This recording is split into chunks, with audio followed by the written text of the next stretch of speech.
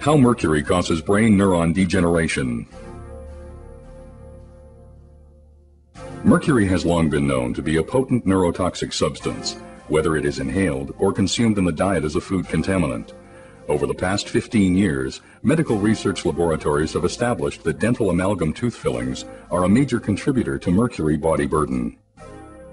In 1997, a team of research scientists demonstrated that mercury vapor inhalation by animals produced a molecular lesion in brain protein metabolism, which was similar to a lesion seen in 80% of Alzheimer's diseased brains. Recently completed experiments by scientists at the University of Calgary's Faculty of Medicine now reveal, with direct visual evidence from brain neuron tissue cultures, how mercury ions actually alter the cell membrane structure of developing neurons. To better understand mercury's effect on the brain, let us first illustrate what brain neurons look like and how they grow. In this animation, we see 3 brain neurons growing in a tissue culture, each with a central cell body and numerous neurite processes. At the end of each neurite is a growth cone where structural proteins are assembled to form the cell membrane. 2 principal proteins involved in growth cone function are actin, which is responsible for the pulsating motion seen here, and tubulin, a major structural component of the neurite membrane. During normal cell growth, tubulin molecules link together end-to-end to form microtubules, which surround neurofibrils, another structural protein component of the neuronal axon. Shown here is the neurite of a live neuron isolated from snail brain tissue, displaying linear growth due to growth cone activity. It is important to note that growth cones in all animal species, ranging from snails to humans, have identical structural and behavioral characteristics and use proteins of virtually identical composition. In this experiment, neurons also isolated from snail brain tissue were grown in culture for several days, after which very low concentrations of mercury were added to the culture medium for 20 minutes. Over the next 30 minutes, the neurite membrane underwent rapid degeneration, leaving behind the denuded neurofibrils seen here.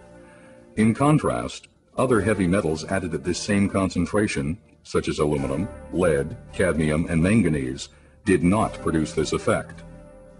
To understand how mercury causes this degeneration, let us return to our illustration.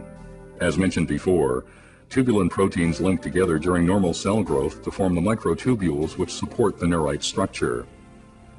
When mercury ions are introduced into the culture medium, they infiltrate the cell and bind themselves to newly synthesized tubulin molecules.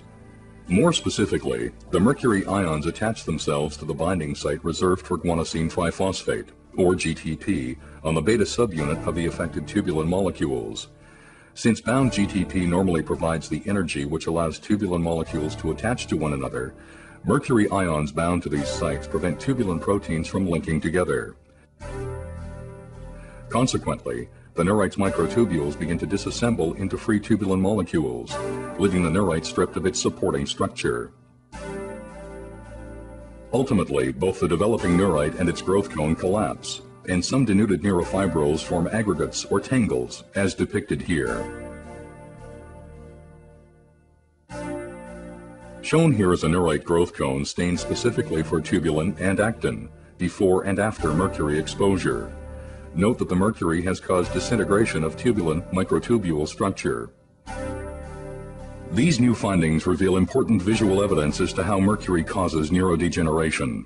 More importantly, this study provides the first direct evidence that low-level mercury exposure is indeed a precipitating factor that can initiate this neurodegenerative process within the brain.